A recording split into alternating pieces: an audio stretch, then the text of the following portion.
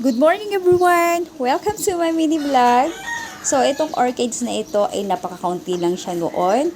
Ngayon, napadami ko po itong orchids ng mother ko. Ang mother ko po ay napakahilig sa tanim. Yung pala ako po ang nagmana sa kanya. Na isa rin po ako mahilig sa tanim. So, ngayon itong orchids na to na walang sawang pamumulaklak. Tuwing umaga makikita mo siya ay nakakawala ng stress. Ito rin po ang isa sa stress reliever ko dito sa amin, sa probinsya. Masarap magtanim kasi malawak yung bakuran. So, nakakatanim ka kung anong gusto mong tanim. So, iba-iba po ang tanim po ng mother ko. So, ngayon, itong orchids na to, napadami ko po siya.